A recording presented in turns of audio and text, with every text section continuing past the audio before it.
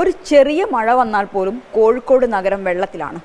ഈ വെള്ളക്കെട്ടിന് ഒരു ശാശ്വത പരിഹാരം വേണ്ടേ?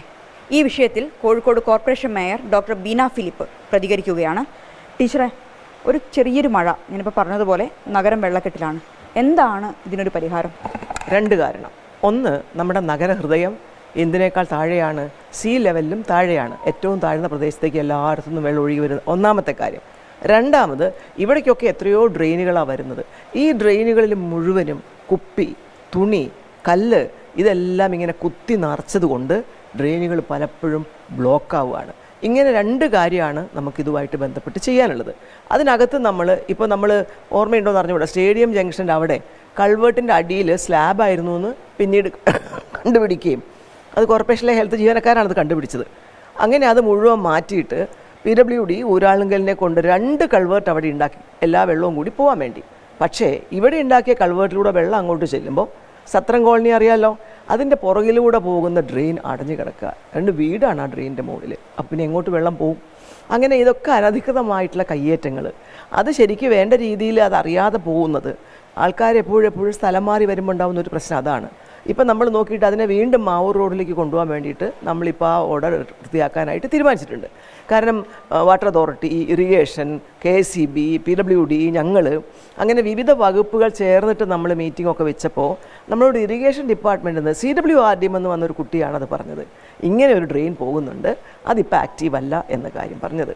അപ്പോൾ ഇനി ആ ഡ്രെയിൻ ഒന്ന് നിർമ്മിച്ചു കഴിഞ്ഞാൽ ഒരു പരിധിവരെ വെള്ളം പോവും, പക്ഷേ വേലിയേറ്റ സമയത്ത് വെള്ളം കയറും. അപ്പോൾ ഇപ്രാവശ്യം നമ്മൾ ചെയ്തത് എന്താണെന്ന് വെച്ചാൽ, വേലിയേറ്റ സമയത്ത് വെള്ളം കയറുന്ന സമയത്ത് നമ്മൾ എന്ത് ചെയ്യും, വലിയൊരു വണ്ടിയിലൊരു ജനറേറ്ററും പമ്പും വെച്ചിട്ട് നമ്മുടെ ബേബി ജംഗ്ഷൻ്റെ അവിടെയാണ് വെള്ളം ഇങ്ങോട്ട് കയറുന്ന പ്രധാനപ്പെട്ട ഒരു വലിയ മുഖം. ആ മുഖത്ത് നിന്നുള്ള വെള്ളത്തിനെ നമ്മൾ തിരിച്ച് കുറച്ച് അപ്പുറത്തേക്ക്, ഇതിന് തൊട്ടല്ല കുറേ അപ്പുറത്തേക്ക് എന്ന് വെച്ചാൽ പടിഞ്ഞാറ് ഭാഗത്തേക്ക്, ഈ കനോലി കനാലിൻ്റെ പടിഞ്ഞാറ് ഭാഗത്തേക്ക് ഈ വെള്ളത്തിനെ കംപ്ലീറ്റ് ആ സമയത്ത്, വേലിയേറ്റ സമയത്ത് നമ്മൾ പമ്പ് ചെയ്ത് അങ്ങോട്ട് ഒഴുക്കും. അത് ഒരു പരിധി വരെ വിജയിക്കും എന്നുള്ളതാണ് ഇപ്പോൾ ഇവിടുത്തെ ഉദ്യോഗസ്ഥന്മാരുടെ റിപ്പോർട്ട്. അതാണ് ഇക്കൊല്ലം നമ്മൾ ചെയ്യാൻ പോകുന്ന ഒരു വ്യത്യസ്തമായിട്ടുള്ള കാര്യങ്ങൾ. അതാണ് പ്രധാനമായിട്ട് ഈ പറഞ്ഞ പോലെ നമുക്ക് അവിടുന്ന് ഇങ്ങോട്ട് വേലിയേറ്റം എന്നത് വലിയൊരു പ്രശ്നം. അതോടൊപ്പം ആഴം കുറഞ്ഞ നമ്മുടെ കനോലി കനാൽ, വെള്ളത്തെ അങ്ങോട്ട് ഒഴുകില്ല, പോകുന്ന മുഖത്ത് തന്നെ മണ്ണടിഞ്ഞിട്ട് അവിടെ ഇപ്പോൾ വലിയൊരു ദ്വീപ് പോലെ ആയിട്ടുണ്ട്. പ്രകൃതി സ്നേഹികൾ പറയും, അയ്യോ ഈ ദ്വീപ് കളയാൻ പാടില്ല എന്ന്. പിന്നെ കല്ലായിപ്പുഴയിൽ അപ്പോൾ ആ ദ്വീപ് പോലെ കിടക്കുന്ന ആ തിട്ട, ആ മണൽത്തിട്ട അവിടുന്ന് മാറ്റിയാലല്ലാതെ കല്ലായിപ്പുഴയിലൂടെ വെള്ളം സുഗമമായി ഒഴുകില്ല. അപ്പോൾ അത് നമുക്ക് സർക്കാർ തലത്തിൽ കൂടി ഇടപെട്ടിട്ട് ഇനി പറയുന്ന ആൾക്കാരോടൊക്കെ ഇത് തന്നെ ഉണ്ടായതൊന്നുമല്ല, കാലാന്തരത്തിൽ രൂപപ്പെട്ടുണ്ടായതാണ്, മണ്ണടിഞ്ഞടിഞ്ഞടിഞ്ഞ് അവിടെ കണ്ടലൊക്കെ വന്നതാണ്. എല്ലാ മഴക്കാലത്തും പറയുന്നതാണ് കല്ലായിപ്പുഴയുടെ ആഴം കൂട്ടണം എന്നുള്ളത്. പക്ഷേ ഒരിക്കലും നടക്കാറില്ല. 7-8 വർഷമായി ഇതിന് ഫണ്ട് അനുവദിക്കുന്നു, ഇറിഗേഷൻ വകുപ്പ് ഫണ്ട് അനുവദിക്കുന്നു, കോർപ്പറേഷൻ അതിന് പണം നൽകുന്നുണ്ട്. പക്ഷെ അത് മാത്രം നടക്കുന്നില്ല. അതാണ് കോഴിക്കോട് നഗരത്തിലെ വെള്ളക്കെട്ടിൻ്റെ പ്രധാന കാരണം. ഏതെങ്കിലും ഭാഗത്തുള്ള അലംഭാവോ അല്ലെങ്കിൽ മെല്ലെപ്പോക്കോ ഈ ഉദ്യോഗസ്ഥരുടെ ഭാഗത്ത് ഇതിലുണ്ടോ? ഇത് അലംഭാവം എന്ന് ഞാൻ പറയില്ല, കാരണം ധൈര്യമില്ല. ഉദ്യോഗസ്ഥരുടെയൊക്കെ ഭാഗത്ത് ഞാൻ കാണുന്നൊരു കാര്യം, ഈ പ്രശ്നം പരിഹരിച്ചേ പറ്റുള്ളൂ. അപ്പോൾ ഇതിന് സാധാരണ നിയമപ്രകാരം 10% അല്ലെങ്കിൽ 20% കൂടുതൽ ഇറിഗേഷൻ വകുപ്പിലെ ഉദ്യോഗസ്ഥരാണോ? അപ്പോൾ അവരത് ചെയ്യണം. ധൈര്യമായിട്ട് ഗവൺമെൻറ്റിനെ പറഞ്ഞ്, നമ്മളിവിടെ കോർപ്പറേഷൻ കൂടി ഉണ്ടല്ലോ, നമ്മൾ ഒരുമിച്ച് മന്ത്രിയുടെ തലത്തിൽ പോയിട്ട് ഒരു തീരുമാനം എടുത്തിട്ട് 30% ഇൻക്രീസ് വന്നതുകൊണ്ടാണ് വർഷങ്ങൾക്ക് മുൻപ് ഇത് നിന്നുപോയത്. അല്ല, അത്രയും പാടില്ല നിയമപ്രകാരം. പിന്നീട് അത് ഇപ്പോൾ 210% കൂടുതൽ ചോദിച്ചു. ഒരിക്കലും പറ്റില്ല നമുക്ക്. ഇപ്പോൾ വന്നിട്ട് 50% അവരെന്ത് ചെയ്തിരിക്കുന്നത്, കൂടുതൽ ചോദിച്ചിരിക്കുന്നത്. ഇത് ഇനി പുറകോട്ട് പോവാതെ, 5-8 വർഷമായില്ലേ, അപ്പോൾ ഇനി പുറകോട്ട് പോവാതെ ഇതിൻ്റെ മുകളിൽ കൊടുത്താലും എന്ത് ചെയ്യാൻ പറ്റണം? നമുക്ക് ഇത്രയും പൈസ, ഇതൊരു എമർജൻസി ആയിട്ടുള്ള ദുരന്ത നിവാരണത്തിൻ്റെ പ്രശ്നമാണ്. അവിടെ പണത്തിൻ്റെ ഒരു കണക്ക് പഴയത് മാത്രം നോക്കി നിൽക്കാൻ പറ്റില്ല. ആ ഒരു തീരുമാനം ധൈര്യത്തോടെ എടുക്കാൻ ഉദ്യോഗസ്ഥർക്കും അതുപോലെ തന്നെ വകുപ്പിനും സാധിച്ചെങ്കിലേ നമുക്ക് ഈ പണി വേഗത്തിൽ തുടങ്ങാൻ പറ്റുള്ളൂ. പഴി കേൾക്കുന്നത് കോഴിക്കോട് കോർപ്പറേഷനാണ്. തീർച്ചയായിട്ടും എന്ത് ചോദിച്ചാലും ഇറിഗേഷൻകാർ ഇത്ര കൂടുതൽ വേണം, അത്ര കൂടുതൽ വേണം, ഇതെല്ലാം നമ്മൾ അവർക്ക് കൊടുക്കുകയാണ്. കാരണം നമ്മുടെ ജനങ്ങളുടെ പ്രശ്നമാണ്.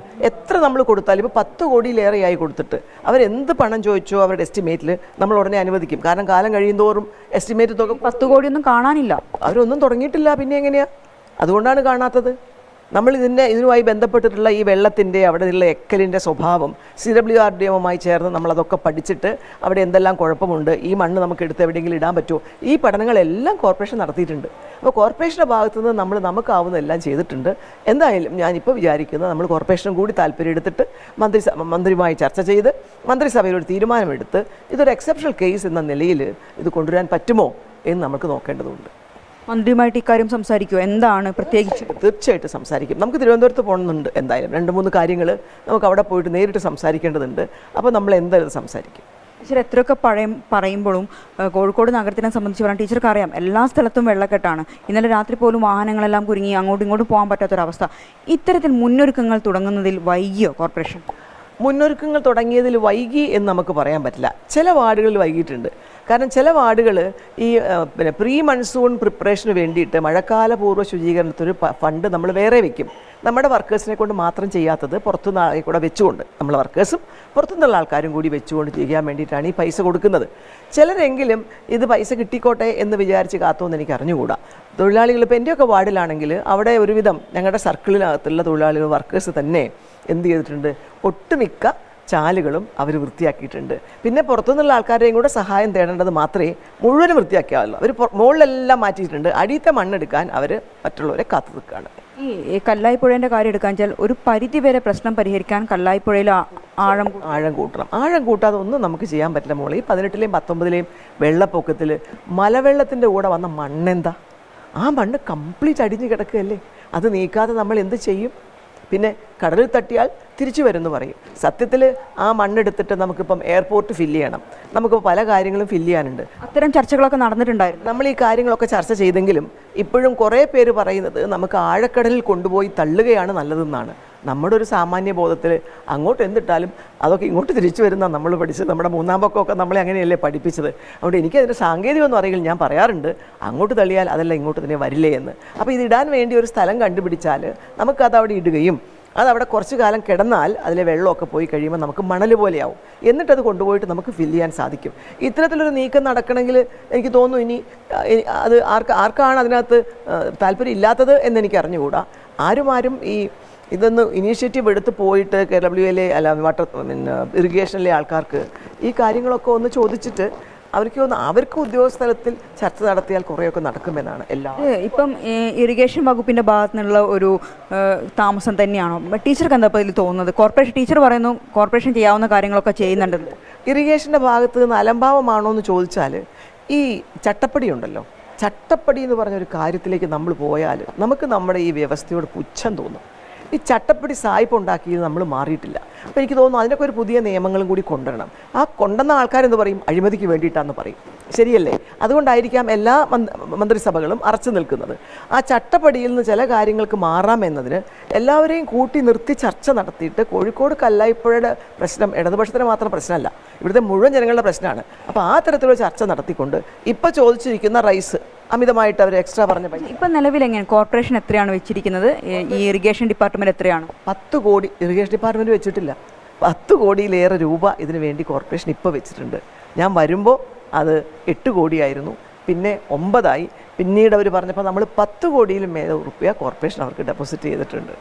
ഈ 10 കോടി കോർപ്പറേഷൻ അങ്ങോട്ട് കൊടുത്തിട്ടും എന്തുകൊണ്ട് ഇത് നടക്കുന്നില്ല? അല്ല, ഓരോ പ്രാവശ്യവും ടെൻഡർ മാറ്റി വിളിക്കുമ്പോൾ പലതരത്തിലുള്ള പ്രതികരണങ്ങളാണ് ടെൻഡർ എടുക്കുന്നവരുടെ ഭാഗത്തു നിന്നാണ് ഉണ്ടാവുന്നത്. ഞാൻ നേരത്തെ പറഞ്ഞ പോലെ നിയമപ്രകാരം അത്രയും വലിയ റൈസ് നമുക്ക് കൊടുക്കാൻ പറ്റില്ല. അങ്ങനെ അത് പിന്നെയും വിളിക്കുന്നു. ഇതെല്ലാവരും ഇട്ട് വരൂല്ലല്ലോ. ചില സമയത്ത് ആരും പങ്കെടുക്കില്ല. നമ്മൾ പ്രീ ക്വാളിഫിക്കേഷൻ പണം പൂർണ്ണമായും കോർപ്പറേഷനാണോ കൊടുക്കുന്നത്? പൂർണ്ണമായിട്ടും കോർപ്പറേഷനാണ് കൊടുത്തിട്ടുള്ളത്.